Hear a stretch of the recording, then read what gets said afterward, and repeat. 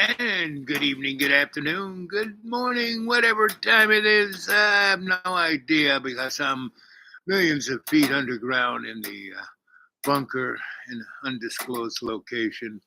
Who knows what even time it is? I've been watching the old internet this morning, this afternoon, whatever time it was. I got my glasses already. Let's see, I'm going to hit the top chat to live chat. Right, here we are, ready to go. Right? Can you hear the artificial intelligence? That's it.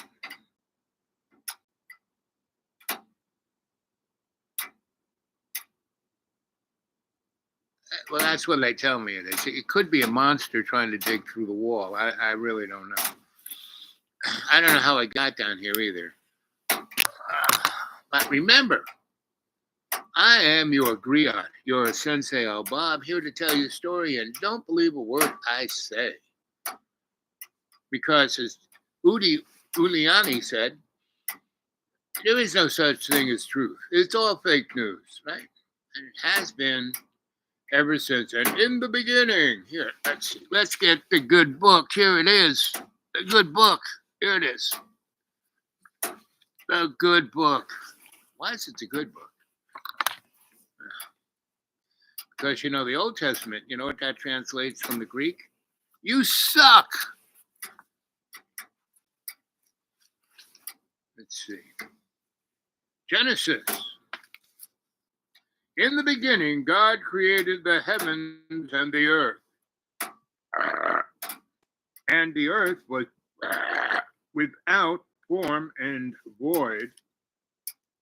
And darkness was upon the face of the deep. The deep what? The deep what? We have to figure that one out. And the Spirit of God moved upon the face of the waters. Waters? See, Earth is just a water planet, right?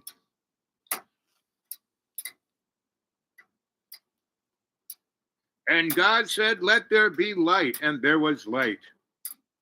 And God saw the light, and it was good, and God divided the light from the darkness. And God called the light day, and the darkness he called night. And the evening and the morning were the first day. Let there be a firmament in the midst of the waters. See? And so, when Noah, right, built his ark out there in the middle of a desert, and everyone's, what are you, friggin' nuts?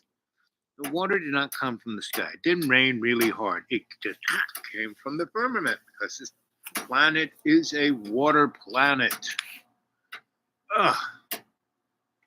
So here it is, the first weekend. It's the first 5th of January of 2025. But in reality, this is January, right? And before the Roman pagans became the Christians and then started the Holy Roman Empire, and then we had two Christians, we had the one in Constantinople. Constantinople. Anyway, there's one of you there. Is that you, AI? You good puppy dog. Puppy AI. Oh, Lord have mercy. And I think, so today's the 5th, the 6th is tomorrow. And is that the day that Congress figures out to count all the electoral college votes, that kind of thing? And, we're the only industrial, quote unquote, democracy that kind of has a, thing that can always screw with the vote, right? We can always, the power, what I call the powers that shouldn't be, or the other name I've come to understand it is the hidden hand. It's got a lot of other names, but we won't even go there.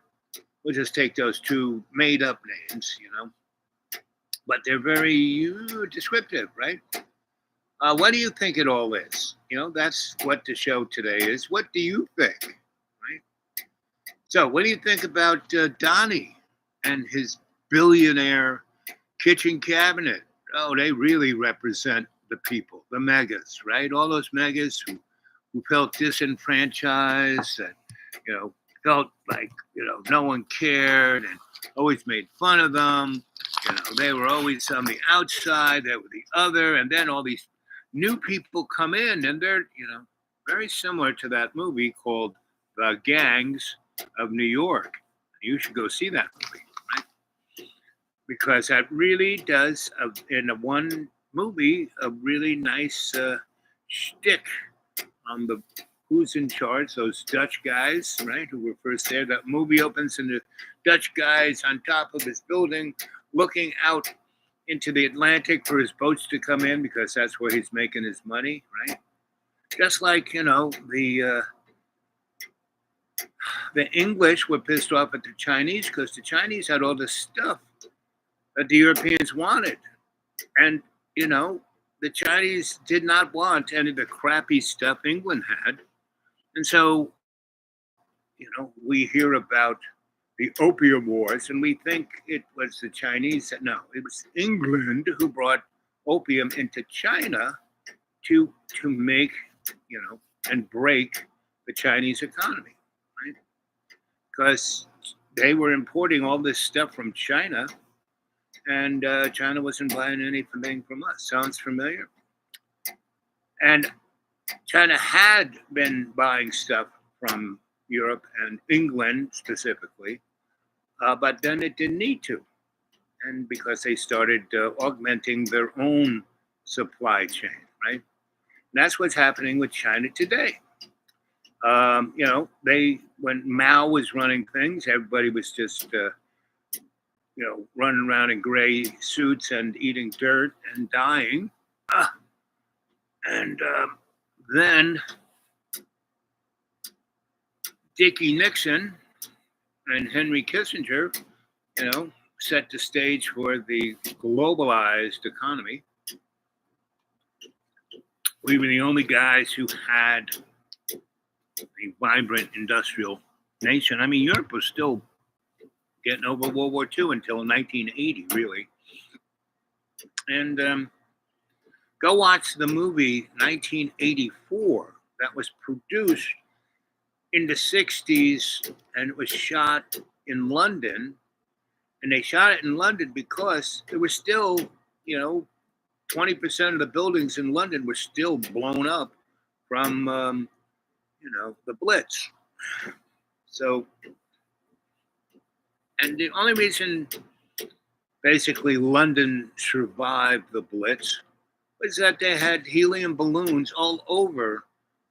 So whenever the Germans were sending in the buzz bombs and the V2s, 20%, because they didn't have a zillion balloons up there. They had balloons with big cables from each other and then, all kinds of netting. So when a thing was coming down or the bombs were coming down, they would hit that because that was made out of a kind of metal, not just hemp or cloth or rope.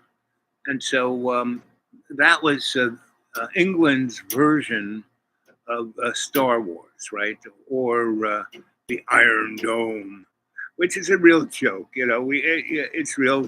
Oh, we got this Iron Dome. Ooh, look. Oh, Iran, they shot 300 missiles at us, and we shot them all down. Well, they shot them down because England, United States, and a few others helped shoot them down, right? And in that process, when they shot the 300 missiles at Israel, they first sent, Iran tells Israel, okay, we're going to bomb you on Wednesday at 8 p.m., right? Your time. And then first they send in drones, right? And then they get shot down. Then they send in cruise missiles and they get shot down.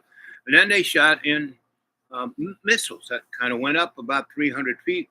And then when they were coming down, they were going, see, that's, we have these hypersonic missiles. When you shoot a missile up into almost space and then it comes down, Well, when it's coming down pretty fast. I mean, it's going at least 2,500 miles an hour. And anything over 1,500, 1,700 miles is hypersonic, right? I mean, the X-15, which we shot up on the barrier of space with a guy in it, that sucker was doing about, Mach 15, And then we have the SR-71 built from 1950s technology, and that sucker was doing about, well, no one ever, it was like, shh, don't ever say how fast it's going, but it was going fast enough that nothing could get it. Whereas the spy plane that got shot down over Russia, the U-2, not YouTube, but U-2, was basically a almost space glider. It had big long wings. It got way up to about between 75 and 100,000 feet. No one really knew, but high enough that the Russian, anti-aircraft couldn't get at it. And it didn't go really fast, but it was really high up. The only way the U-2 was shot down was two things. One, good old, what's his name? Lee Harvey Oswald was a Marine in Japan, and he was the radar operator where the U-2 left. And he knew all of the frequencies that the radios were communicating with the U-2 and at what heights it was at. So when I'm going to Russia, I don't like it here in America, he went over there and gave all that information to the Russians, right? And then he met the hot KGB officer's daughter and was doing nothing. Everyone thought he was, and he was, fluent in Russian. And he stayed there, I don't know, a year or two. And then he came back to America. Welcome home, buddy. We got another job for you, right? Go down to Louisiana. So another movie to watch is JFK, right? That's a really good movie on kind of what happened. And Jim Morrison, has a really good book on that. Let's see what we're saying. I got my glasses. Welcome. Hey there, martyred artist. Lana, good talking about Putono. Lana, you doing good, baby? How's the little one? Everything good over there? Snoopy versus the Red Baron. Yep. Mm-hmm.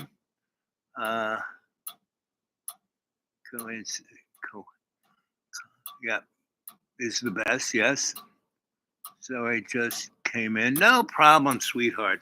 But you're always in my prayers. You're one of my. She's one of the early members of the cadre, and she's a kick-ass soldier and a mom and everything else. She's just the bee's knees, as they used to say when I was a youngster. Yeah, 6 months now. Yes, the love of your life. Yep. What happens when I have a kid? You learn this new love, and if you let the kid teach you that love, right, instead of you trying to teach the kid is like given to you to rejigger you, to make you a better human. That's why we have children, and that's why most parents shouldn't have children, because they suck at it and they scream at the kid and smack it around and traumatize it, and that's why we have wars today, right? So anyway, Atlanta's not that kind of girl, but she's been trained. She's had some real chuckleheads, and is teaching me that love was again. Yep. Hey, Fish, look, it's Lana. We all had it. We just forgot sometimes. Yep, exactly. And that's why, today in Bible studies, they're going on about the coming back of Jesus and he's got to have the sword and blah, blah, blah. And I've been told that I can't speak in Bible studies, right? I can just, so I just sit there and sit like this and smile and talk to God. I, forget the rest of the crowd. And because I don't need to teach them anything, right? I don't need to show them that I'm smart. and I don't need to be angry at with them with their interpretations of whatever they think it is, right? So because it's up to them to figure it out, not me. I'm just there. So everyone talks to me. So that's why I come there about 30, 40 minutes before the show starts. I'm usually the first guy there. And there's this big, big chair that if the bishop ever shows up,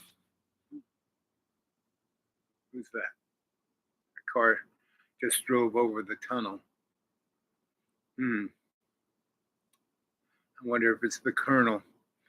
Anyway, what's his name? Fearless leader.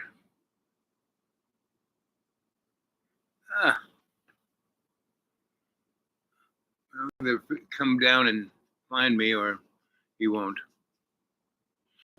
I'm really just here as the caretaker, so no one runs away with the goodies. And if they like a few weeks ago, they had some people who just got. We had the big event, the hurricane Helene in September or whenever that was, and destroy. And I can't. That all they do is talk about Asheville. Asheville got flooded. We had 6 towns that got scraped off the face of the earth, don't exist anymore. And they don't even talk about it, right? And that was a firmament, meaning it didn't really rain. The water just showed up. Jesus never left. And see, that's what I keep saying. And the church, the minister and the deacons say I can't say that. No, he's coming. He's not here yet. We had to prepare. We had to, whatever you say. Basically, I mean, even back in the day when I would have everything and turn to this, what do you think of that? And what does this mean? Because that's kind of what I always said. What does this mean, right?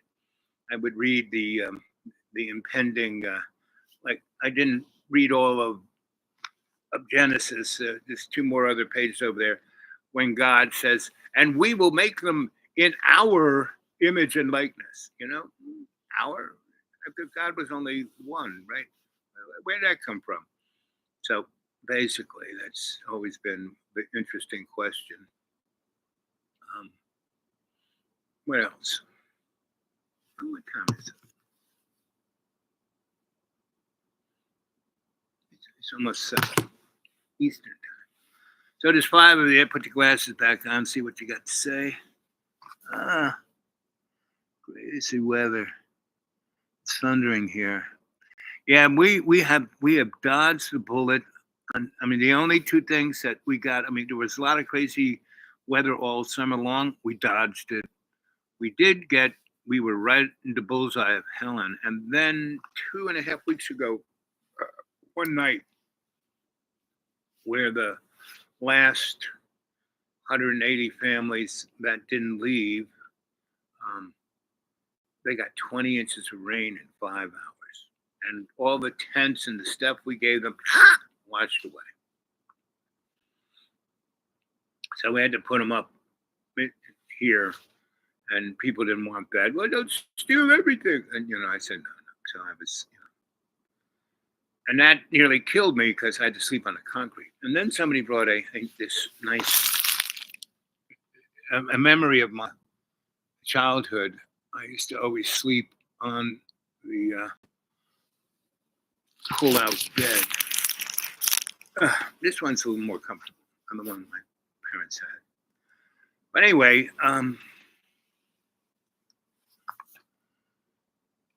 let's see. Seeing the movie Man from Earth to Us, brilliant. I'll have to look that one up. Let's see.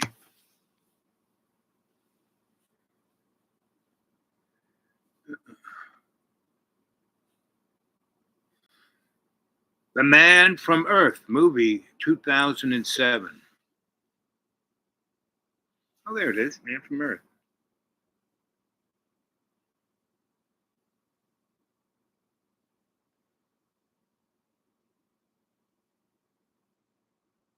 Psychological, interesting.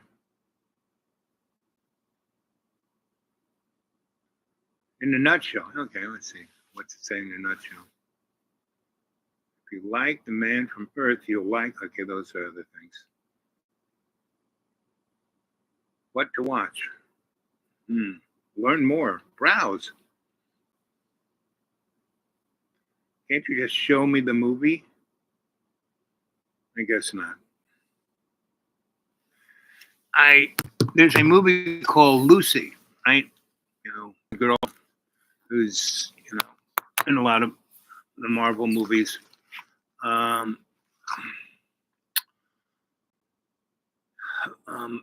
she's just this kind of girl who's kind of went to Japan because she thought it'd be fun, and she kind of got stuck there. I know a bunch of people. When I was a courier, I met a lot of folk like that, and if you were a courier and you took what you were supposed to take legally, because I was bonded,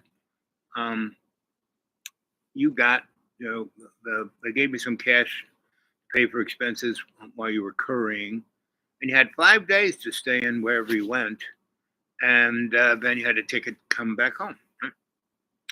And then you could extend it another 10 days. But after that, you had to get home on your own nickel. And I did that a bunch. And I would always, whatever country I went into, and I'd be on first class because I had a lot of luggage space underneath. And so as a courier, I just didn't have the little briefcase. I had whatever space was under the airplane for a first class guy, and I couldn't take anything. I could take a little handbag and Mr. Briefcase, and a Mr. Briefcase.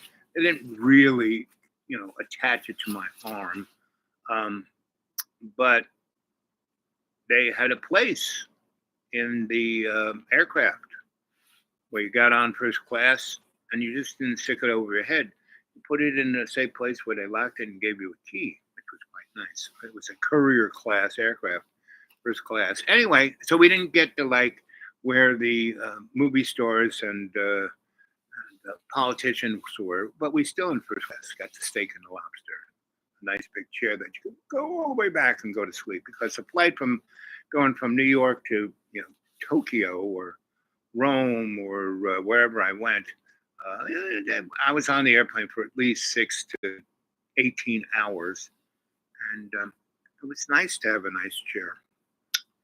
But anyway, I would meet somebody, and if I was, let's say I was going to Japan, right? First time I went to Japan, I went and I saw that these airports had these hotels, that you lived in this toothpaste tube, which was your bed, but it was, instead of getting a big room, it had everything. Big screen TV, an unbelievable bed, microwave oven, refrigerator with a bunch of hot pockets, and the little bar. And it was you didn't have to move. You just could go get what you wanted. And they had they had the bathrooms at the end of the hall, which were very snatchy, very nice. And if you wanted to, you could go to the Japanese bath, right? And where you kind of had to not worry about being naked, right? Everyone would get in to the tub together, and couldn't fart, that was a no-no. Couldn't tinkle, that was a no-no.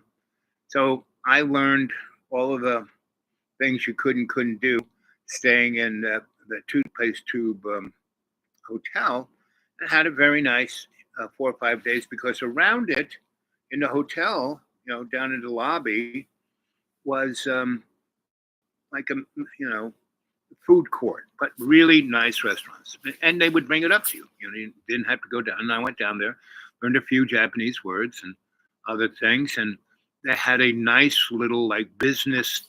We'd go online, and I looked stuff up, and there'd be a person there spoke any language, and you could talk.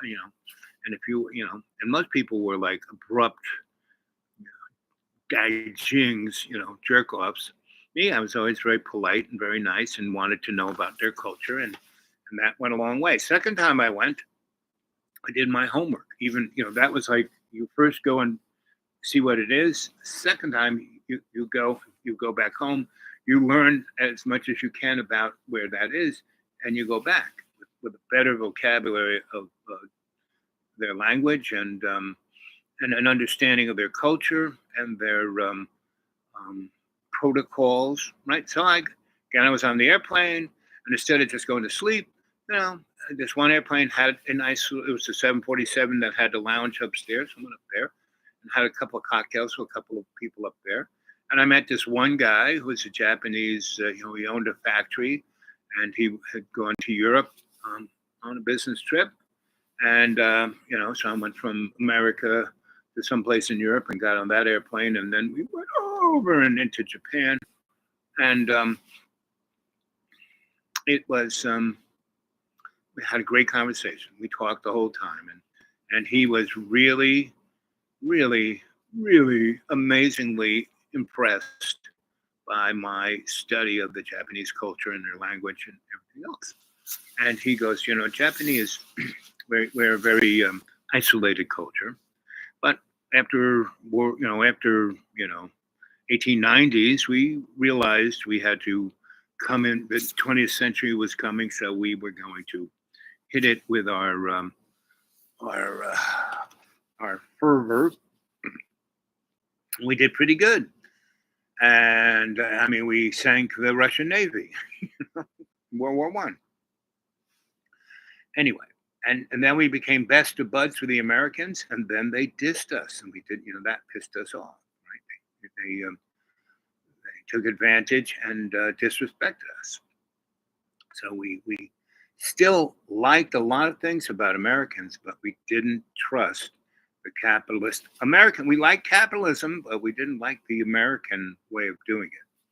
So we had a great conversation of that, right? We went on and on about all of that, about being exploiters, and he goes, the Japanese have a real history of doing the same thing, but we do it with a little more, style, a little more. So we had this great conversation after we landed in Tokyo. He goes, listen, I have a little business to do. He says, how long are you going to be in Japan? I said, well, I've got 5 to, 16 days to be here, right? And he goes, well, you're not going anywhere. You're my guest in my country. And so I want you to come with me, and we're going to go to Tokyo, and we're going to stay in this really, it's not a hotel, it's like a club.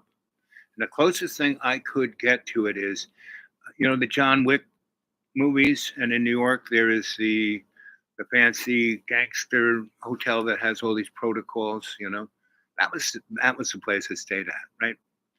And it was kind of right downtown in a very old, beautiful building, and was surrounded by these like 60-story glass Tokyo buildings. And we went in, had a nice little snack at this where we sat down on the floor on the mats and had this really amazing, not, I don't even know, a tea, let's say tea, not quite a big meal, but because it was like, after lunch, we had arrived kind of in the morning. And he says, the way to get over jet lag is don't go to sleep. We kind of talked and talked and talked on the airplane, got off. We went to Tokyo. We checked into this place. I have a little business to do. It's going to be in the building here. You just you have your own little room. Why don't you get a nice massage and get a little something? I'll have them send you up something. And this girl in a kimono came up with a very nice meal and prepared it for me. And this other guy came in with the massage table, and I had lunch with the very nice young lady, and then when the guy came in with the table, I thought he was going to give me the massage, but it was like tag team, both of them. It was quite amazing, and it was very much like I was schooled in Thai massage, right? And so it was like, and also Swiss massage. I taught at the Swiss Institute in New York City. Anyway, so had great massage, and they did everything. I mean, they put me in the hot tub, in the cold tub. They massaged me. They turned me into putty, and then they kind of swaddled me, tied me all up in the thing, and put me in bed. And I fell asleep. And then I woke up, and the girl was still. I don't know what she had been doing while I slept, but she came in and she, you know, unswaddled me, took me into the shower, and sudsed me all up and scrubbed me really I was like gleaming, and then she dried me off and she took me out, and there was a suit waiting for me, a nice suit, right? And better than Brooks Brothers, right? And it fit me like a glove. I don't know where they got it, but they put it in, and she goes, Mr. So and so is waiting for you um, downstairs. And so she, took me by the arm, and she took me all the way down to the dining room, and it was almost like an English gentleman's club. I mean, it was big oak. It wasn't Japanese at all. It was like, English gentlemen's, where the Duke and the Earl would be, right? And these big, comfy chairs and big roaring fire, and it was quite interesting. And it was like, whiplash from that whole Japanese thing I'd gotten. And then that's where we had a nice couple cocktails and smoked something really nice, more like a blunt, not quite a cigar, not quite but a blunt, and whatever flavor they made. And it was quite nice and put you in a good mood. And I do like sake. And it's, we had really, really nice triple malt to start off with, and then stuck with sake, right? He said, this is how we do it. We just had this nice, and I'm going to introduce you to a few of my business associates. And we talked about a few things, and we kind of got up, and we had this nice little, not dinner, but, right? And we went out and got into a nice big limousine. It was about him, me, and 4 guys, so 6 people. And we went to a high-end, it's not a titty bar. It wasn't a strip bar. It wasn't it was all the above plus, right? And it was quite amazing. So we're doing all this stuff, and it's really great. And we have an amazing evening, and we gamble. We do everything you could ever think of. And then we go home, and again, nice sleep, right? And we get up probably 10 in the morning-ish, not really early, but because he had finished his, and us going out, I said, so I don't have any money for it. He said, no. You were my consultant. I said, what? He goes, yes, that's why you were wearing that suit. I told them that you were da, and that's why they were talking to you in their finest English in the most interesting subject matter, and you did not disappoint, right? So no, I owe you money. And I was going, and this is where I started to think about my consulting business.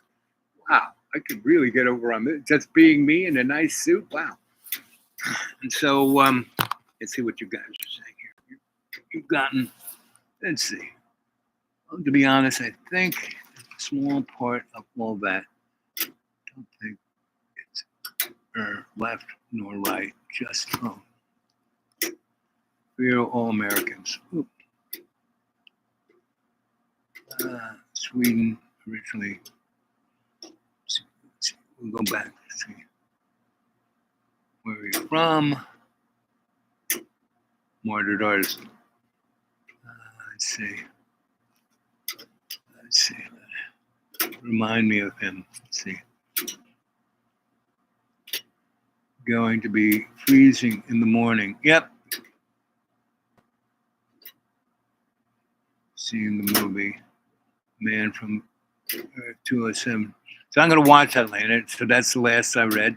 And Fish says, going to be freezing in the morning. Yep, exactly. Lana has a big heart. Lana, remind me of him. Babo, how are you doing? Now, long time no see. You know me. kind of look the same, right? I'm pretty much the same, just a little older, a little squeakier. Um, but last time I saw you, it was before the event. We had, this part of Tennessee got obliterated, and hasn't quite gotten over it. And I helped put together a community center that took care of 42,000 people, and we gave away around $30 million worth of donated stuff over a five-week period.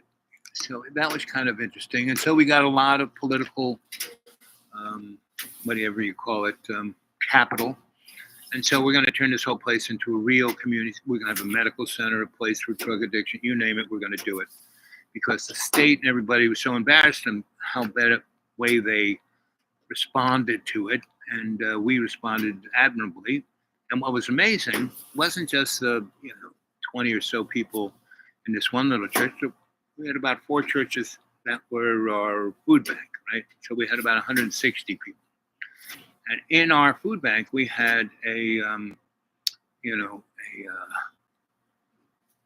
chain, supply chain from across the country, all different kinds of organizations. And over the 4 years that I helped put this thing together, I mean, they were already there. I just kind of sewed everything together.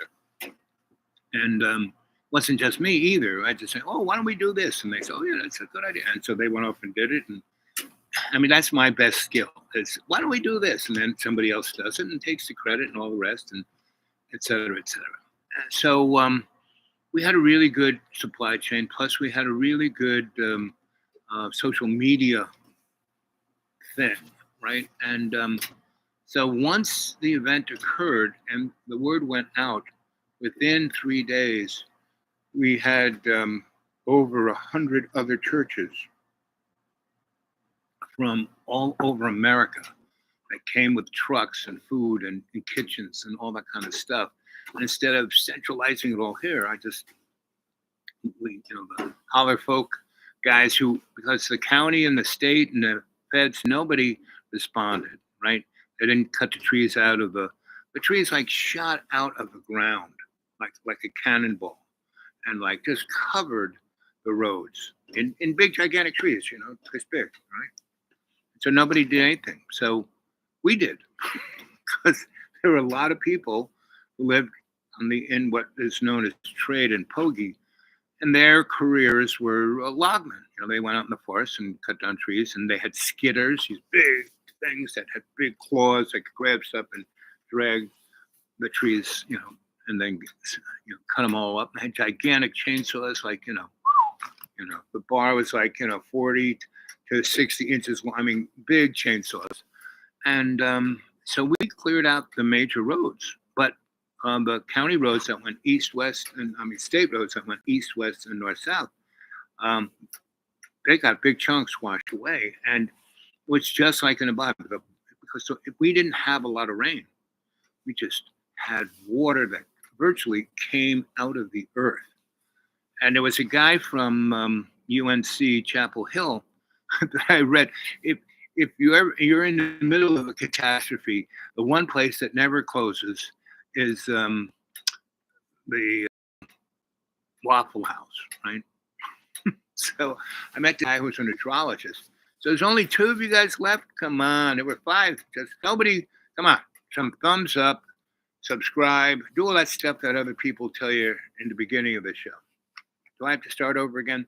Good morning, good evening, good afternoon, and welcome to Dreamy Dreamland with Sensei Al Bob. And what's shaking bacon? Now there's 2.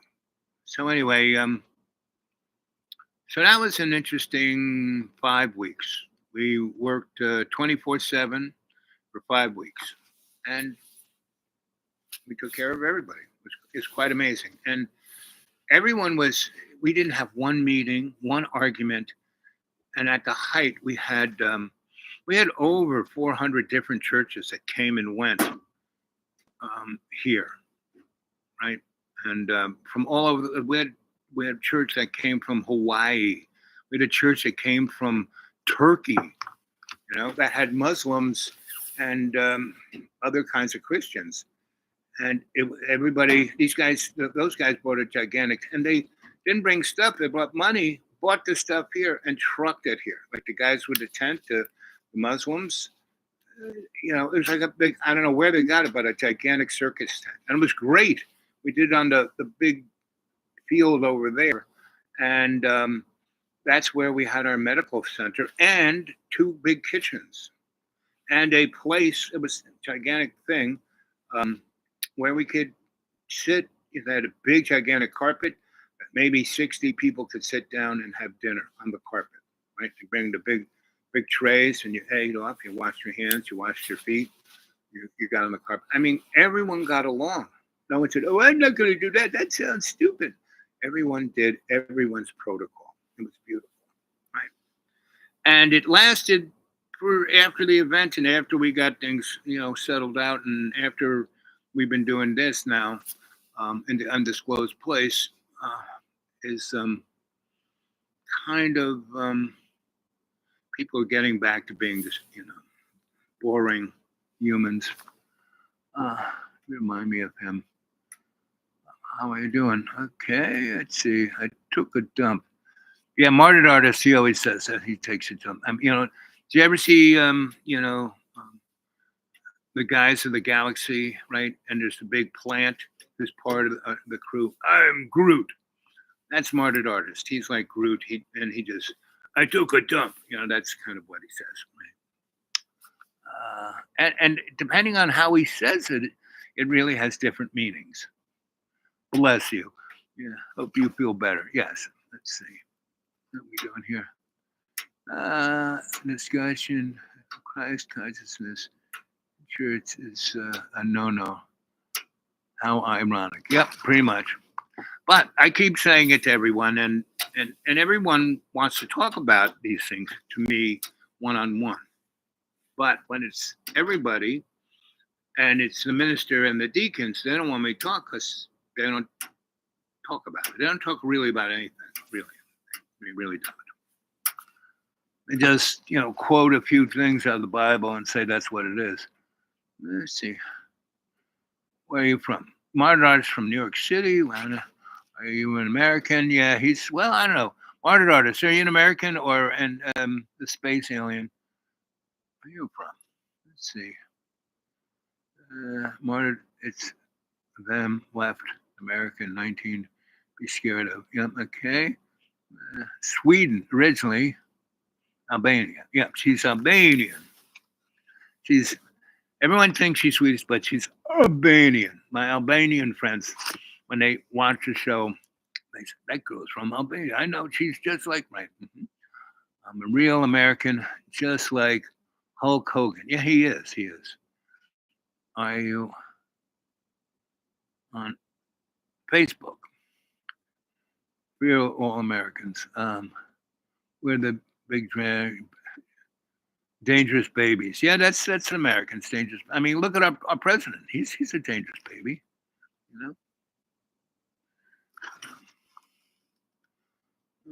Since let's see, wasn't allowed to work more because I work with LD, so been home, give birth. That was wow. And now been home with my kiddo. See, that's what a kind and understanding social democracy does. It has a medical system that cares for the mother, and it's not like here. Oh, we can't have an abortion, but as soon as you have the baby, fuck you, get out of here. Let's see. Also been looking what happens all around the world. Yep. Bobo, when you go on the stories, yes. So when I go on with stories, the only ones that will be here is people who is and will be. Right. That's okay. Okay. Well, you have passion, but don't just go and talk about memories. You just talk about comment. Yes, pretty much. I mean, that's what a griot does. Tells you a story to kind of define the motif of the subject matter we're talking about here. He was in fantasy shit. Let's see.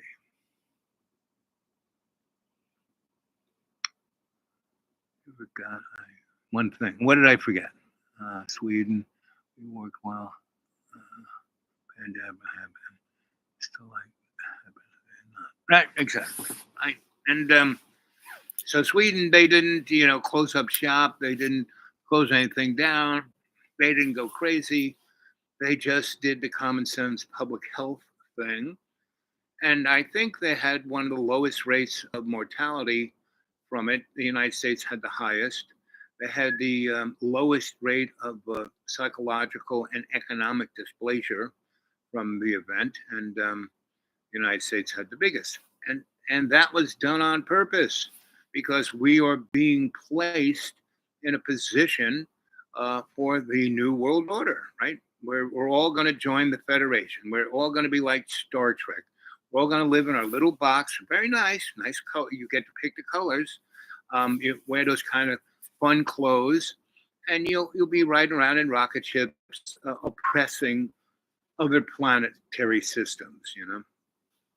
I mean, that's realize that Gene Roddenberry, the job before he was scripts for Desilu, was he worked for the U.S. Naval Intelligence. Right? Just like, I don't know whether it was Bob Woodward or the other one, the guy who talked to Deep Throat. That guy came straight from Naval Intelligence and went to work at the DC newspaper, right? Let's see. It's just weird. Yep. We all should have worked like you all. Yep, pretty much. And it was pretty understood. I mean, I knew people who were, medical pandemic specialists, and they said, no. The thing is, you wash your hands. You don't, you wear a mask if you feel icky, or if you feel really icky, you stay home. And everyone else goes to school, goes to work, takes care of business, so the system doesn't fall apart. And that's what we did. We let the system fall apart and let the world system fall apart. And what people don't realize is that this is all scripted. China is not our big enemy. The enemy of China is its own people. The enemy of the United States is its own people. Right? The enemy of Russia isn't the Ukraine, it's its own people, meaning the leadership, right? And the leadership isn't Putin, or the other Vlad, the Ukraine Russian war is the war of the two Vlads, one a stand-up comedian and the other a bagman taxi driver, right? And look at Donald Trump. He is a bloated, tapeworm, infantile nihilist. Right? I won't call him a hedonist because I'd be dissing hedonists, right? So, what else can I say? What else? See, martyr artist. Woodward, yep. The CIA asset, yep. That's the boy. So, pretty much, and I love Donald Trump. I love the fact that if Biden had run against Donald Trump, Biden would have won, right? Even if he was right, because Biden was deluded, and Donnie is what is it when you have Alzheimer's, but it starts with a D. That's what Donnie's got. But he's got a wire in his head, right? He is just, he's just Woodward. Yeah. Bob, that's me. So what we're going to see. So, Solana, do you have any of those UFO drones flying over Sweden? Because the same thing that they're getting all upset about, they were flying around the United States in the 40s and 50s, right? They were flying around Europe during World War II, when the U.S. the crap out of Europe, um, the gigantic, thousands of bombers in, you know, staying in line, and dropped all their bombs on cities, and they were being followed by these things that were known as Foo Fighters, and they were like balls of light. My dad, being an Air Force colonel, in charge of the goings on, right? He made sure that the airplanes worked, that everyone got fed, that he was a strategist, right, and logician, right, and he was in charge of communications, and he was in charge of like when the bombers would come back, they would be debriefed, right, and those guys saw a lot of nasty shit. They saw their buddy go down. Ooh, like the B-24 was a bomber that was designed to be cheap and to be able to be manufactured in an hour. I mean, it took longer, but there was a B-24 coming off the assembly line out of the Ford factory, won an hour, right? And that's how we won World War II. We overproduced materials and could put them right on the line. It's one thing to make this stuff, but to take it from the factory and put it on the line that it can be used, that's what we did the best, right? And that's what my dad did the best. So he told me all kinds of stories. And when I would go to the Air Force bases when I was a little kid, and I would hang out with the old timers who were in World War II in Korea, and were getting ready to get out of, to retire. They did their 30, and they weren't going to go to Vietnam. Hadn't quite started. I mean, it was the French were doing it, and we were there, and the opium was being sold, and that's what the movie The French Connection is all about, right? You can watch that when you get a really interesting. Always, I live in the middle of nowhere, stars everywhere, still no UFOs. Well, if you want to see strange stuff in the sky, so you live probably in the right place, right? There's lots of bright lights everywhere, so it's dark enough. You can, like, you go out there in the summertime, you put it down little blankie, and you look up at the sky and you see all the stars, right? When I lived in Fort Sugar, it was the same thing, right? Little town there between Gutenberg and Stockholm. So anyway, we used to go out there and look up. And what you got to do, you got to look up and not fall asleep. You got to look up and be consciously aware of who and what you are and what you're breathing, and that you're sending out a little wave like, hey, you guys out there, I'd love to see you. Come on by, right? You do that, they'll come on by, right? But they're not going to bother you if it's going to freak you out, right? Let's see. Nah, I hear strange animal stuff. Yes, okay. Yeah, I have a Bigfoot in my backyard. This guy, he gets inside of my deck house. And, I used to live in it. I got so much stuff stacked there, so I can barely move around. Well, he moves everything around like he's doing this, right? It's like on a Lazy Susan or something. And it's not. It's all there. And he's living in there. And I brought one of my psychic friends there. I said, so what is it? A ghost? Is it dying cats, mice? What is it? She goes, no, it smells like a Bigfoot. He goes, you got a big tall ceiling, from the floor to the ridge, it's almost 30 feet, So, those guys don't like bumping their heads. I said, but I always keep it locked up. She goes, it doesn't matter. They're dimensional. So he's always there. So on the deck, I recycle everything. I don't use like the paper plate once. I use it until it's soggy and falling apart.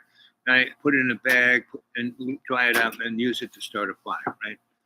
And I use, if I have anything like glass or china, it's broken before you can say Bobo. So paper cups, styrofoam cups. And if I go to a place and have breakfast and they put my coffee in a cup to go, I just keep using it until this guy takes it, chews it up, and then makes it into like little You know how the Japanese make paper things that look like swans? This guy chews the stuff and spits it out, and I don't know what it is, but it's not just chewed up stuff that he spat out. It's a thing. It's like a sculpture piece. And so that's what I share my property with. Not from Sweeties. Yep, exactly. From Sweden. Let's see. Let's see. Strange animal stuff. That's okay. You like Celtic Frost? Yes. They're from Sweden. Cool. Not from Sweden. Celtic is Irish. The band is from Sweden. LOL. My band. They're from Switzerland. Yep, exactly. I like the Swiss cheese too. The Swiss are, you know what I love about the Swiss? I had a girlfriend who was Swiss, and her daddy was a rich banker. And we went once, and it's one of those things, the Swiss. They're like Nazis, but they're like the French. They're like Italians, and they're like, the guys over near Sweden, the Finns and the Norwegian. I mean, they're like a lot because they've done business with everybody so much. The one people that the Swiss really aren't kind of like is the English or the Americans. They're not like that. Yeah, they are like the Danes, and they don't have a navy. That's the other thing they don't have. I'm sure they have, flying saucers, but and so they have a very interesting kind of attitude about everything. Like, I'm not going to worry about it because we already own everything, So let's see.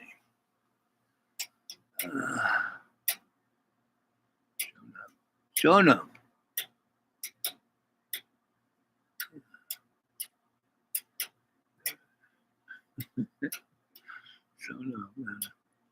So how weird are you? Dumpling. So you got your butt there in a sling, martyred artist. Better. Strongest of the strange. You might say the other way around, the strangest of the strong. This dumb human. The weirdest, yes. Let's see. You think he's IBS? Word.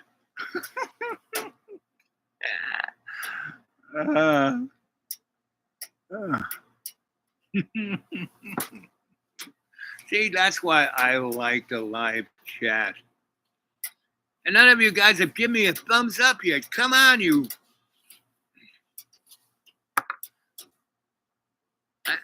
I couldn't care less, right? But for some reason, YouTube, I did a show that was like a bit too arty, I guess, and they complained, right? And I had to go through it. They said, if you take a class, you won't have a mark on your, you won't have a bad mark. 3 bad marks and you're off. But if you take the class, and it was like the class, I took the class. I said, sure, I'll take the class. So it was a, multiple choice, right? And so they had this question, multiple choice. I would just like picking A for everyone. And they say, no, that's wrong. And then I hit B, that's wrong. C, right? So the next one comes, right? I hit C. No, that's wrong. And that's, it must be A. No, it's B. So I got 100, right? I did 10 questions, but they swam me into the right answer for each one. I don't know what I signed up for by doing that, but I did it anyway. And so, and again, my good little puppy AI is always watching out. So it was, but it was, I was taking, stuff. I listen to the radio, and I tape record stuff I hear on the radio when somebody says something stupid or there's something interesting, or, and, all the wars that are going on in the world. So I had a nice little montage of this politician saying this and that and blah, blah, blah. And then I had this, just a couple minutes of this movie.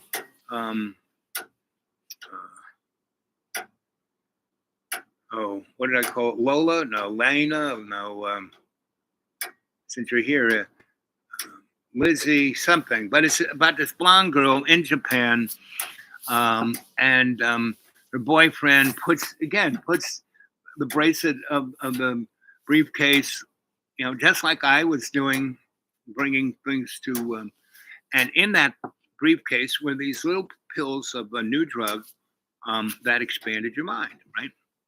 And so she brought it up to the head kazu, of the Japanese mob, and he just finished killing someone in front of her, and she was like kind of freaked out. And so he gave her a number to open up the thing, and everyone else was like behind plastic shields just in case the briefcase blew up, and she was like, ah, ah, ah, ah. And it's these things of little blue pills, and so he goes, okay, and so he brings in these 4 other Eurotrash people, and says, okay, so you're going to be mules, and we're going to just kind of make a nice little cut here, and we're going to slide that in and sew it up, and have you fly into different countries, and da da da. And so, and then they're let out, conceivably to be put on an airplane to be flown. But she's, taken down in the basement, and they're going to rape her. And she's like, I don't know about this. And so this one guy kind of slaps her around and gets her on the ground and kicks her in the gut, right where the bag is. And she gets a full, more than one dose, but like half the package goes into her blood system. And she immediately goes from, like, the average Homo sapiens sapien uses maybe 2% of our, our processing, our brain, our consciousness, or whatever you want to call it.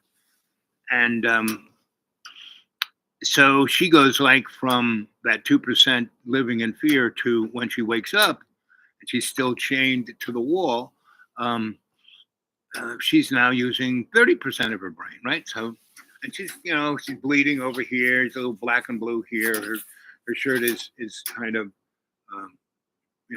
ripped, and she gets a chair. She puts it down there. She sits there, and she's just like sitting there, breathing, and kind of going through. Wow, something's going on inside of me. I can see other planets, and I know this and that, and everything. Time, relative.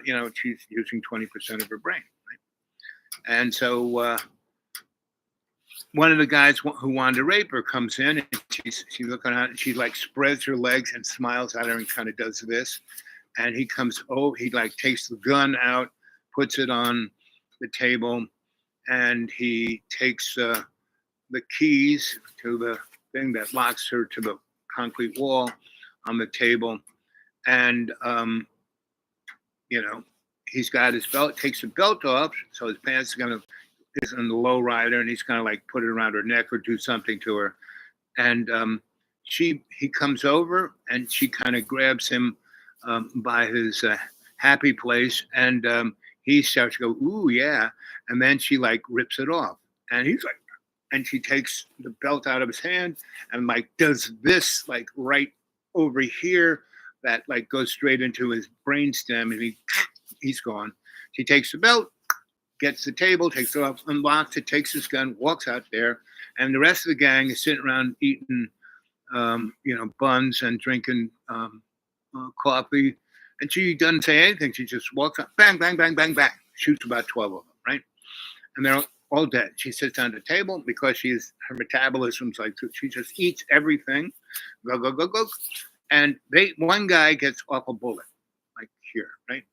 And she looks at it and she just goes, pulls it out, bing, leaves it in the cup, sticks a napkin in there, goes to the locker, gets a nice shirt and a jacket, and then a nice little, sports bag, and puts in a machine gun and a bunch of weapons, and walks out. And she has an automatic, like a Uzi, with a silencer on it. And she walks out into this kind of factory-ish kind of thing and walks right out, right? She's just killed 12 guys, ate all the food, walks out. No one even, right? So she's, goes out. She walks a little bit, sees a taxi stand, and she goes, does either of you speak English? And this one guy who's Japanese and a jerk kind of like knows the gangster guys and has that attitude. And he says something, and she just blows his brains out. And the guy goes, "Yes, I know English." She gets into his car, and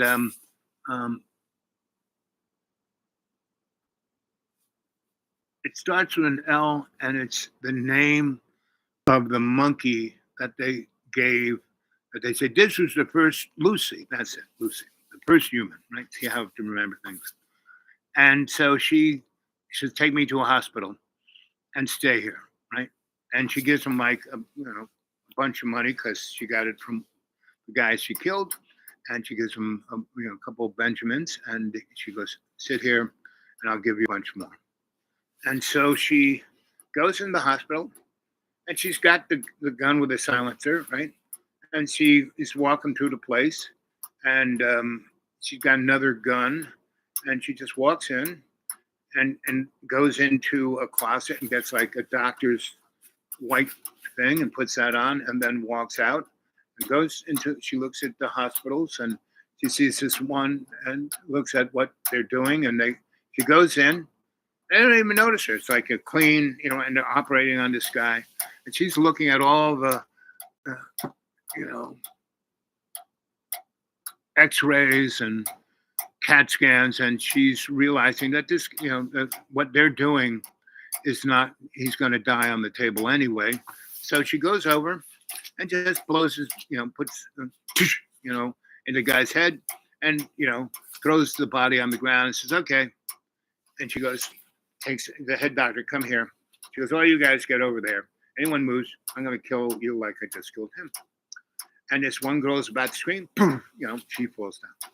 And everyone's, and so she goes, "Listen, I've got this bag of drugs in my gut, and it's, been broken, and I got you, I'm going to get on that table, and you're going to open me up and take it out, clean out the hole, sew me back up." And he goes, "Okay." And he goes, "So we had to prepare." She goes, "No, I'm fine. Just need to get this out of me. And I need it sewed up. You're a surgeon. This is like, fixing a door. Not a problem." And she goes, "If you take care of it, everyone gets out alive. If you freak out, get upset, I'll kill you all, and I'll have to do it myself." And so she gets on the thing, and he goes, "Well, we're going to," he goes, "No, I don't." "Well, the pain's going to," she says, "I don't care about pain. I don't feel it." And so she does. He takes it out. He takes those little blue pills and puts them in another plastic bag. She sticks it in her pocket. She goes, "Okay, everyone get down on the floor and don't say anything for 20 minutes, and you'll be fine. If you peep, you're all dead." So she walks out. She's got a new kind of shirt on that's not all bloody, and she gets in the cab, and she has changed her persona. No longer blonde, black hair, totally looks different. As she has the passport and the air first class ticket to go to Paris that she was going to do with the drugs inside of her as a mule. So anyway, she looks really, and gets on the airplane and flies in there, and she's, she's got two I don't know, she got a briefcase, she got two laptops, and she's like going through the computer, and it's like sucking all of, no one else can use the Wi-Fi. It's like, and the people on the airlines are like looking at her like this, and anyway, so the movie Lucy, and gets better from there. So anyway, there's a part where she is like at 80% of using everything, and she controls time and space and everything, and the scientists who are all about this and are in the fancy university in Paris, and she calls the guy up right from the airplane, says, "Hey, I am going to." She says who she is and what she's experiencing, and that she's read everything he's written. He goes, "Well, I don't know. I've read." She goes, "Yes, 15,800, and so I can, tell me which one. I'll tell you what." And he's like, "Hmm." Anyway, so it goes from there. But there's a period. So I don't show any of that. But there's a period of about 3 minutes where she really explains some really serious shit that deals with stuff that I've been studying forever. Mimetic magic. And one man's magic is another man's science, and another man's science is another man's religion. Manipulation of the root social matrix and the fabric of reality as materialism, which isn't. And that's what she, like I said, there was about a 5-minute period that is an amazing description of that. That little treatise is something that I wrote in 1970, no, 83, but I called it the Institute for Aesthetically Adept and Appropriate Technology. And someone read it, and this guy did a great job, meaning I wrote it in Al Bob style. This guy did it in esoteric, occult / scholarly style, which was, so he did a good job. So guy, and where I got my stuff were from the Celts and Archie and the old crone in Ireland, right? So it's not like it came out of my head. I mean, how I wrote it came out of my head. And again, anybody who wants to read any of my novels, so I've been writing novels now for the last 4 years, and just drop me an email.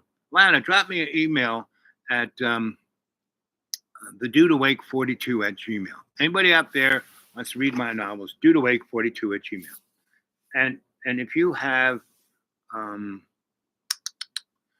Gmail, it's real easy. I just have to say send, right? If you're like on AOL or any of that, I have to like figure out how to jigger it. And I can, I've done it.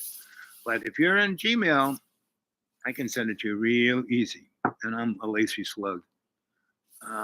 Rana, do you have Gmail? Maybe you should always look at your. You guys are still talking about dumps. Well, looking at your shit is, the French are the best at looking at shit. The French and the Greeks. The French got it from the Greeks, but the French have toilets where your dump doesn't go into the pool; it goes onto the deck, and then you can actually look at it. And if you want to, you can kind of take it apart. And then when you flush, whee, it shoots it all the way down. And if you got a real fancy sucker, you look at it and then whee, and then you sit back on it and hit the button for the bidet. That kind of washes it out. First, the nice medium cool water, and then the warm water, and then the cool water again, and then it blow dries it. It's don't need toilet paper. So I was never too.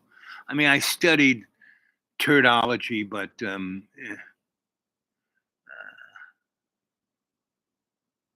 only read tea leaves. I'm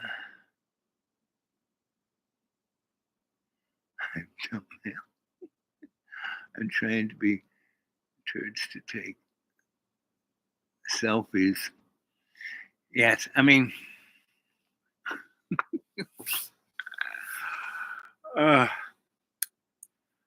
Martyred Artist. See, he's really good in that he has many different personas, right? He has the southern kind of kernely He's almost that chicken guy in the cartoons. You don't know him too well, do we? And he's also a kind of what's Trevor? Is Trevor Irish, Scottish, or just a gypsy? But he's got a bunch of personalities. Uh,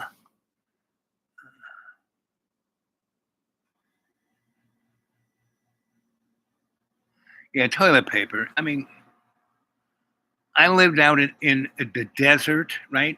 And we had with an Aboriginal tribe, we had no toilet paper. We freaking used sand. It was great, right?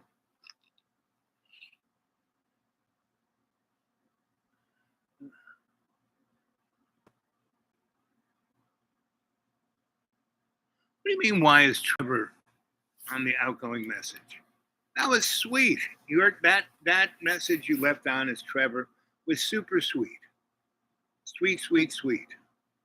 Anyone calls who all you guys who have my phone number, give me a call, and that's Trevor, right? And it was sweet. Everyone who has responded to it has said, "Al, is that you? That's amazing." That's now. It's who is it? That guy is sweet. Everyone has said that. Martyred artist. That Trevor is sweet. You know, Trevor Grimes, rhymes with crimes, right? So,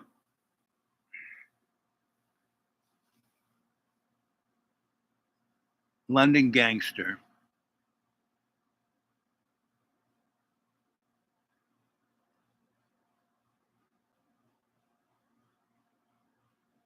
You're so confused. Yes, yes, Rich. This would confuse anyone, right? Martyred artists and Lana are like,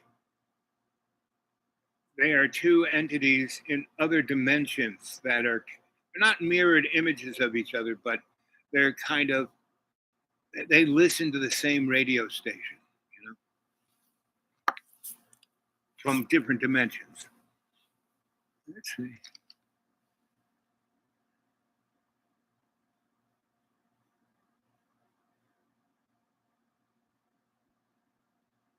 Press this. Ah, anyway,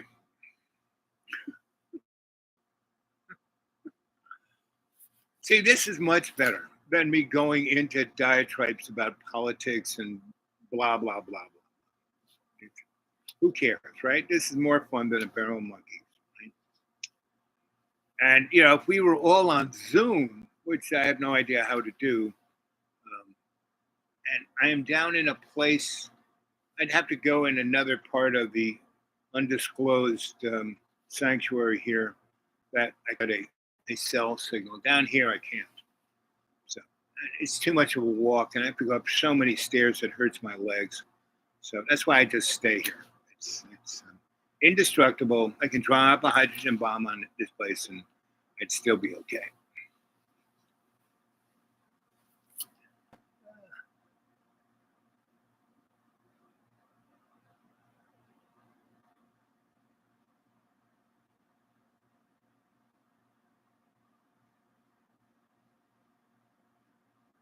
Ask me a question. Yeah, go ask him. Ask him a question. He's good for that.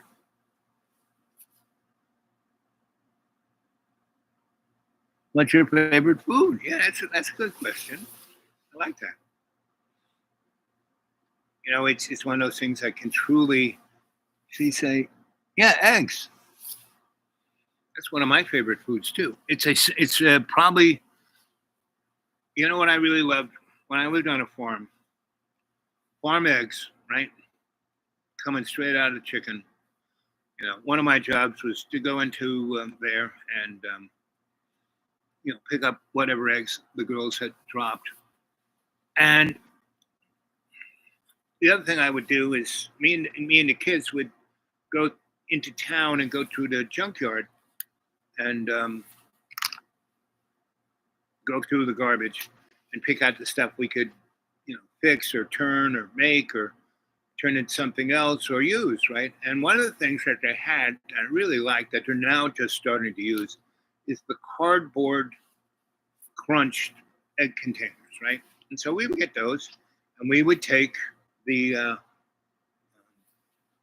those, and we would take them, and also the guy who ran the shop, he would give us those too, and we would put eggs in them and give them to him, and he'd give us a shilling or whatever, Irish pound or something for, and he'd sell them. And the thing about eggs straight out of the chicken, and you don't do anything to them except put them into something so they don't break, those suckers will last forever. As long as you don't, like, even in the sun, they last forever. Now, when you wash them off and clean them and do other strange things that Americans do, industry does, then you got to refrigerate them for some strange reason. But in England, you go into a store, the eggs are like on the shelf, just like the ketchup. So, anyway, so eggs were one of my favorite because you can make I was really great omelets. I was very good with an omelet, and also quiche. I'm a big quiche fan. So those are my two favorite things to make. And we used to make really great bread, and I would make eggs in a basket. It's a slice of bread. You take out the little thing. You put some good oil on the bread. You fry it on one side, fry it on the other side. You break the egg into it, and then you take some. You flip it over. You put some goat cheese on that. You flip that over, and then you flip it over again, and then there you go. And yes, I love eggs. I'm an egg man. Cuckoo Cachoo. Let's see. What's your favorite milk? Vanilla oats. What's your favorite nightmares? See, Martyred Artist, I didn't tell you that she was a shrinky girl. He's better than me. He can crack you open like an egg.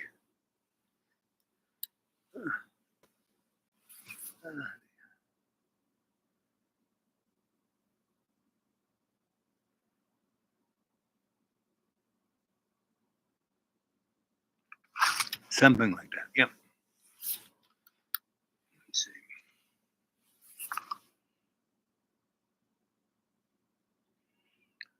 When I have to fight the devil. See, the secret of. Did any of you guys ever watch a TV show called Lucifer? I think that's what it was called. And it's about the devil living in LA, owning a discotheque. And I've met the devil many times in many different forms. And he never came after me. He just wanted some advice. Because, he was the number one, right? And he's also, the twin of Jesus Christ. And that's what the fight's about. Who's going to take Dad's position?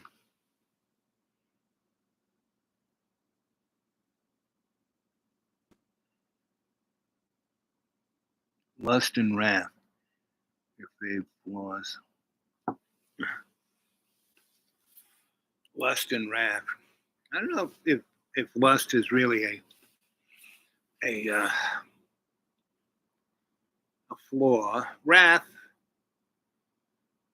doesn't quite exist.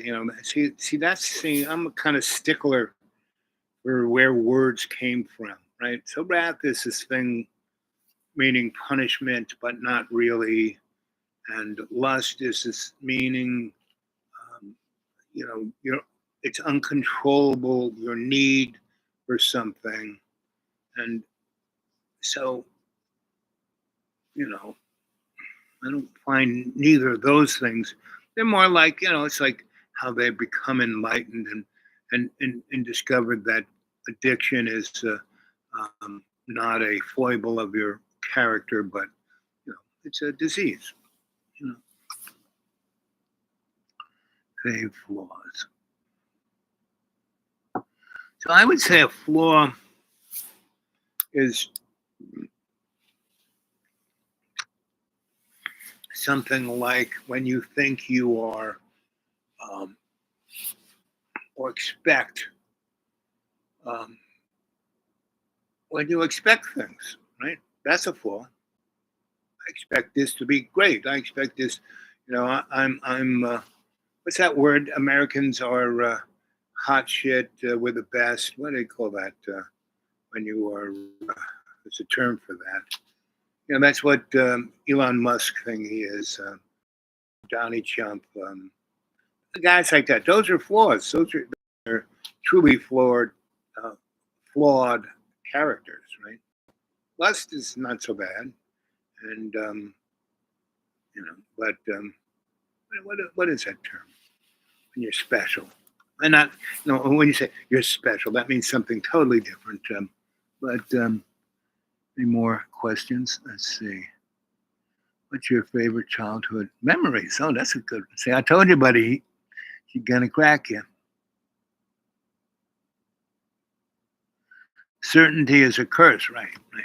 Meaning, if you want to have a life that is meaningful, you can't have any expectations, right? So basically, I have no expectations, right? I just have three guardrails, three rules. Don't get involved unless you're going in to get the innocent out of harm's way, and you have a workable exit strategy. That's number one. Number two, don't get involved to show off.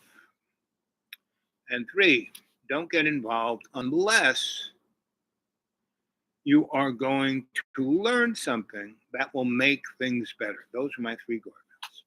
Right? So I have no expectations, but I do have my guardrails, right? Which are very good. Keeps me out of. The other thing you need to have is you have to have a good 360. You got to see what's going on 360, 4 blocks away. When you see that moron coming down the road, just get out of the way. When they come by where you were, you're not there. Most people's problems is that they let people get in their grill. They don't see the stuff coming, and then it's right in their grill. That's most people's problem. The other one is know what your 20 is. Meaning, where are you at this second, this minute? To do that, you have to be in conscious contact with who and what you are and what you're doing and your location. That's your 20. Right? Conscious intent is your 20, right? I get it.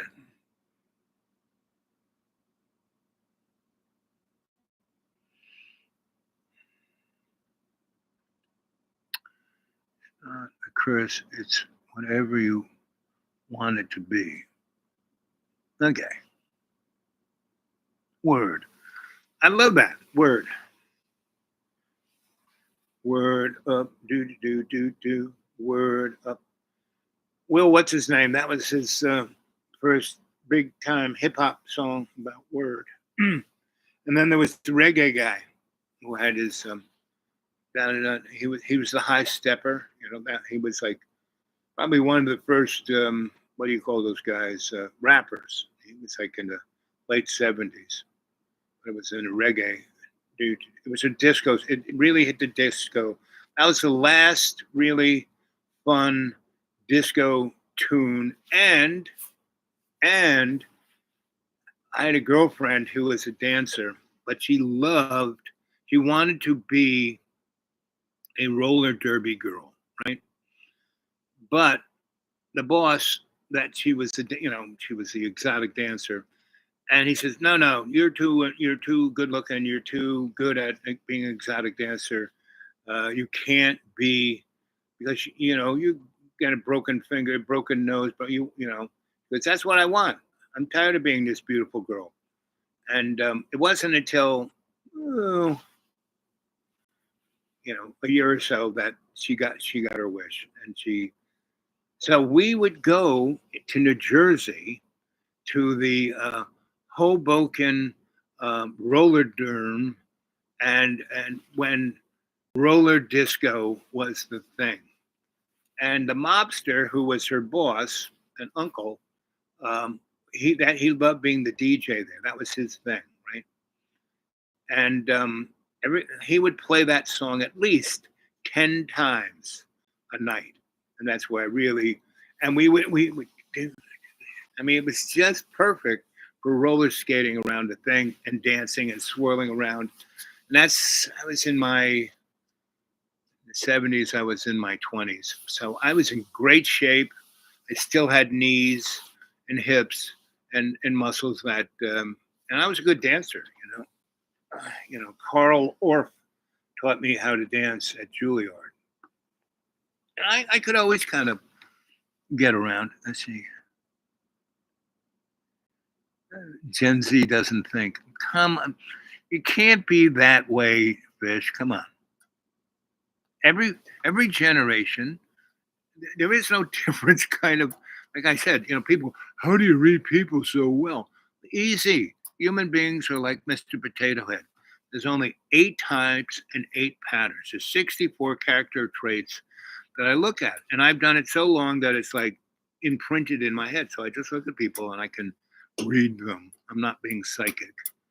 So it goes to the fact that every generation is just like that, Fish. There's some really great ones and some really stupid ones and some really icky ones and et cetera, right? And within the character dynamic of whatever the generation is, like the Gen Z kids, the first ones who have been totally dipped in the digital dynamic of the universe, that they live on social media. And so you have to understand, but as a human being, they're not different than anybody else. Because everything that I hear people talk about, young people today, is what old people said about me. I mean, the stupid old people said about me. The smart old people would be taking me off to, I need to train you to do this, and you're a really smart young man, and you might be really good for our organization, blah, blah, blah, blah, blah. Until I said, well, that was fun. I'm going to the next one. Thank you very much. And then when I got a little older, I said, okay, I'm back. Now I'm a consultant, and I'm not signing the paper, and don't worry about it. And they said, well, there's only one of you, Al, and so if we have to, we'll just kill you. Let's see.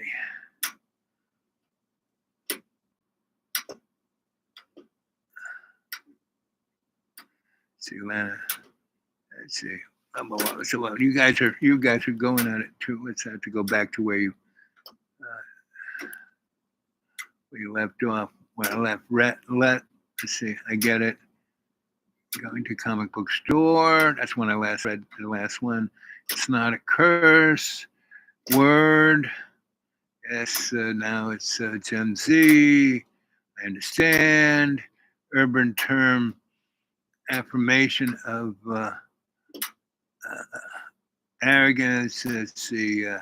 True. It always changes. Gen Z doesn't think. But the meaning is, I mean, when you are 16, you're not thinking. Most 16-year-olds aren't thinking. They don't even know what thinking is. And I mean, of every generation. Or, like my generation, close to 4 million young Americans went off to the Vietnam War and either killed other people in the most terrible ways and came back destroyed emotionally, psychically, and or died themselves or got blown up and was Lieutenant Dan. And so none of those people were thinking. And that's why when I ended up in front of my draft board and they said, Al, we don't think we can trust you with a gun. How about doing alternative service? Meaning they realized, well, here's one kid. He actually thinks. I guess we can't use him to kill people because he's a thinking guy. So we can't even put him in a smart place and turn him into a spy or turn him into a rocket scientist because he's thinking too much about that and it won't come out well. And we got these about him. We know him already. So, but he'll do good over there at the VA, help people, right? He'll be good at helping people, and I am good at helping people. So I don't want to just give shit to generation anymore. Yep. What's the diagnostics doctor? Every generation has its thing. Yep, exactly. You missed the past. Yep. Mm-hmm. Well, if it dies. Yep. Yep. Boop, boop, boop, boop. Separation is a lie. Yes, exactly. And see that, the duality of the illusion of duality of life is the big lie, right? And that's why all the politicians, they're so readable, because they're they're lying through their diapers. Let's see, what generation will survive? Dr. Lana. Yep, exactly. Yes, yes. Dump Hulk. Dump Hulk. Yep, that's Martyred Artist. Dump Hulk. He's big and green, you know. See, Martyred Artist, I told you she crack you like an egg. Let's see. So we got about 6 people here, 3 thumbs up. How about subscribing and hitting the bell and doing all that great stuff? I mean, if I could get past 1,000, then so they tried. The other side of the coin is I never seem to get every time. I once did a telethon just like Jerry Lewis. I found this crappy tuxedo, white shirt, and tie and black tie in a dumpster, and I took it out and I put it on, and I kind of smoked cigarettes like this, and I acted like Jerry Lewis on the telethon, right? And without, he would drink like half the bar, and that's, after 15 hours, he would be woo. So I just acted that way. Anyway, I did that, and I think I did it for 18 hours. This was at John's, and I had total access to nonstop internet, and I was doing this, and I was getting closer and closer to 1,000. And when it was at 999, right, I said, "Come on, guys, just one more subscriber," and the whole thing went. And I went back to 585, and I haven't left 585 since then. So, I mean, it is what it is, right? So,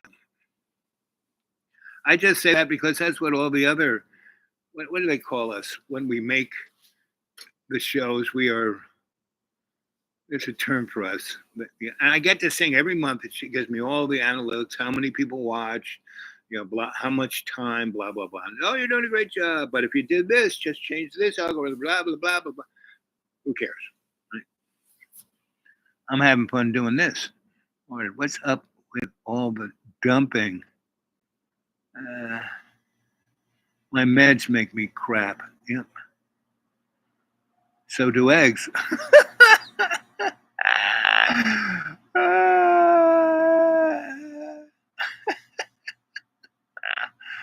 Oh, Token Studies. I haven't heard from you in a long time. Howdy. And all others. Oh, I see. You cracked my egg. That's exactly right. Let's see. My haggis mutton. Yep. Bah. Oh. Ay, ay, ay. And I did this event, right? The hurricane, and we, took care of everyone that the county, the state, and the feds just and the TV people. I mean, they don't even mention Tennessee. It really annoys me. Fish is a sister Tennessean, and she can tell you the same story because her neighborhood got hit by tornadoes. And tell them the story, Fish, about the tornadoes and how basically it destroyed your neck of the woods, and nobody seemed to care, right? And they're still fixing the high school, right? Where they just opened it this year, like 15 years later.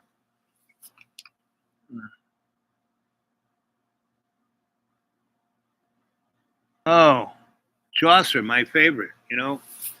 My favorite of all the choices works is the Wife of Bath's tale, right?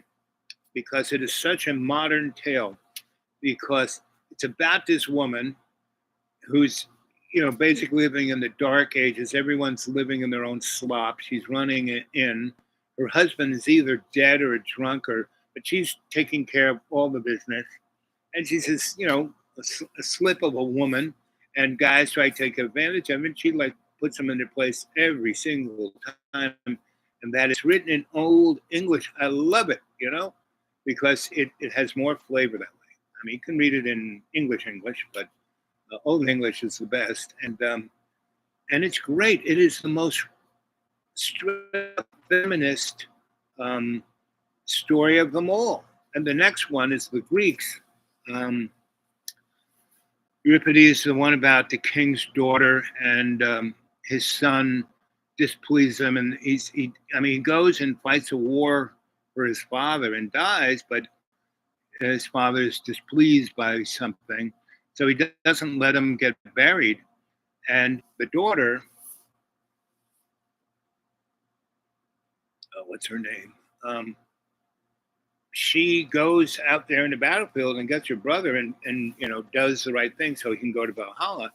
And the father, the king, is livid, but he loves his daughter, so he's not going to chop off her head or do any of this stuff that he would have done to anybody else. And she gives the best straight up talking truth to male power, and describes the dynamic between the old days when women ruled and now pussies like men are kings, right? I forget the name of that play, but it's my favorite. uh, yeah, watch about that, absolutely. um, Local news, let's see. I hear more about Al's area, local news and national news. Yep, exactly. It says the anal stage of development. See, he just doesn't know when to quit. That's all. And that's one of the things I love about Martyred Artist. He just doesn't know when to quit. But see, when he is being his character's help, come on, Martyred Artist. Who's the Southern guy? Why don't you be him for a while?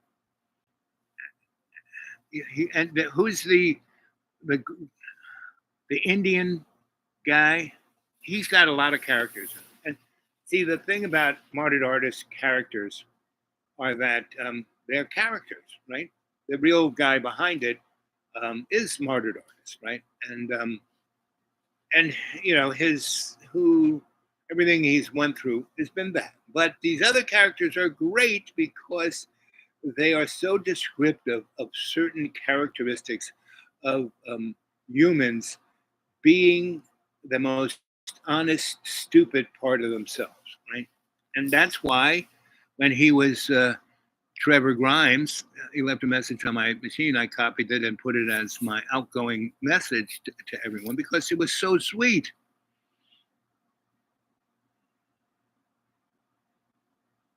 Euripides, yep.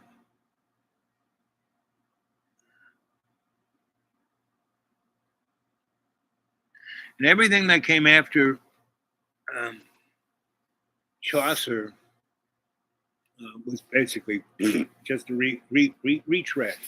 I mean, Shakespeare's are okay, but he is so obviously a plant. That he's like a character actor from the Teutonic Knights, right? Um, but those guys had more money than anybody. Those are the guys with the red crosses on their thing and went off to the Mid East to get all the jewelry. Not Teutonic. Teutonic Knights. Close. That's close. It's close. Uh,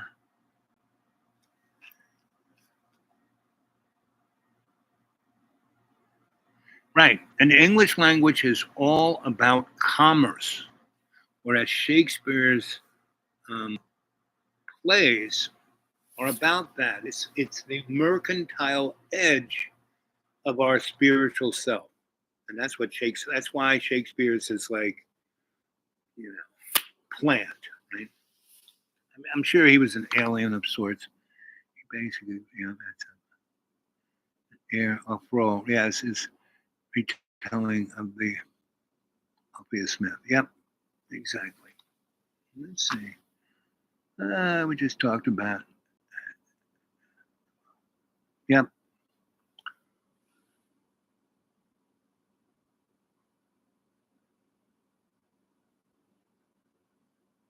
Don't shake the spear. I wish we were all, you know, in a pub in Dublin. You know, beauty of pubs in Dublin. When I was there back in, I guess that was '70s, early '70s. I mean, everyone drank, but you didn't have to drink. That was the beauty of it. People drank because they weren't getting drunk or that was a thing to do or any of the above. It was like a cultural thing. And if we drank, I mean, you couldn't, I mean, man, I could not drink more than one black and tan. That's it. Right. And I'd order a black and tan because that's tradition. But I would say, give me a highball of Patty's Irish whiskey, no ice, and give me a glass of ginger ale, no ice, and give me a glass of ice. And first time I went into the pub, we all hung. The guy looked at me like, "What?"